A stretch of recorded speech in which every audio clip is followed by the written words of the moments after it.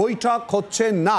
তুমি ইতিমধ্যেই কথা বলেছো আন্দোলনকারীদের সঙ্গে, জুনিয়র চিকিৎসকদের সঙ্গে, কি প্রতিক্রিয়া উঠে আসছে তাদের?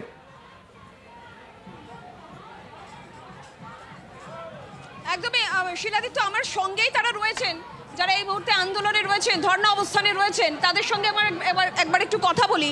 আপনারা জানেন যে আজকে বৈঠকে যখন আপনাদের প্রতিনিধিরা গেলেন, তারপর পরবর্তী ঘটনাক্রম, মুখ্যমন্ত্রী বলছেন প্রশাসনিক কিছু প্রসিডিওর থাকে, তাই লাইভ স্ট্রিমিং করা সম্ভব হলো না। আর একটা বিষয় তিনি বলছেন যে পরিষেবা থেকে কেউ যেন বঞ্চিত না হয়, প্রয়োজনে তিনি রেজিগনেশন দিতে রাজি। তাহলে এই মুহূর্তে অবস্থা কোন জায়গায়? কারণ আজকের এই মিটিংয়ের দিনে আমরা সকলে তাকিয়েছিলাম। দেখুন, আমরা তো মুখ্যমন্ত্রীর রেজিগনেশনের দাবিতে আন্দোলন করিনি। আমাদের দাবি ছিল, দাবি অত্যন্ত সুস্পষ্ট ছিল, ন্যায় বিচারের দাবি ছিল, কলেজে কলেজে সিকিউরিটি বাড়ানোর দাবি ছিল, কলেজে কলেজে যে গুন্ডা রাজ হচ্ছে সেই গুন্ডা রাজ বন্ধ করার দাবি ছিল।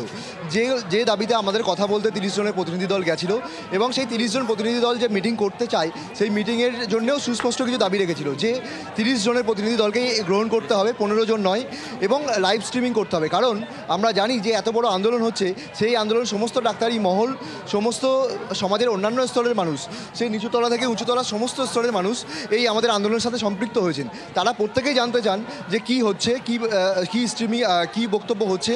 বদ্ধ দরে নয়, আমরা চেয়েছিলাম সবার সামনেই আলোচনা হোক। মুখ্যমন্ত্রী সেই দাবি, আমাদের আন্দোলনের দাবি মেনে নিলেন না। দেখা যাক পরবর্তীকালে আমাদের যে প্রতিনিধি দল এখনও নবান্নে আছেন, আমাদের যতদূর আমাদের কাছে খবর, তারা বাকি ডিসিশন নেবেন, এবং আমরা এখানে আসার পর আলোচনা করে বাকি ডিসিশন নেব। সেক্ষেত্রে তাহলে আপনাদের ধর্ণা অবস্থান চালিয়ে যাচ্ছেন। আমরা দেখছি যে এই যে প্রচুর মানুষ আপনাদের পাশে আসছেন, এবং আজকে সিনিয়ররা আপনাদের পুরোপুরি সমর্থনের কথা জানিয়েছেন। হ্যাঁ, মূলত 4টে সিনিয়র ডাক্তারদের সংগঠন আজকে আমাদেরকে সমর্থন জানানোর কথা বলেছে, এবং আমরা এতে অত্যন্ত খুশি।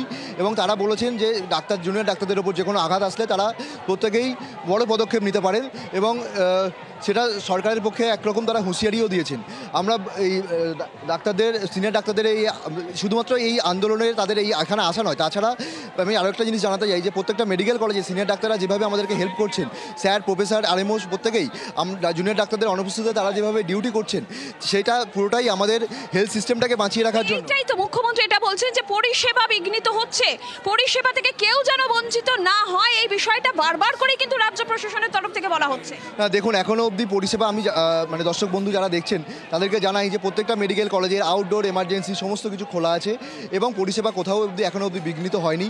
প্রত্যেকটা হসপিটালে আপনারা নিজেরা আসুন, এসে দেখে নিজেদের প্রয়োজনে আসুন, দেখতে পাবেন প্রত্যেকটা জায়গাতে আমাদের সিনিয়র ডক্টর যারা আছেন তারা ওভার ডিউটি করছেন। আজ অবধি এই একই চিত্র দেখা গেছে, এবং আমরা জানি না আন্দোলন ভবিষ্যতে কোন পথে যাবে, ভবিষ্যতের কি হবে, তবে এখনও অবধি সমস্ত হসপিটাল খোলা আছে। বাংলার আওয়াজ, বাঙালির আবেগ, জি 24 ঘন্টা।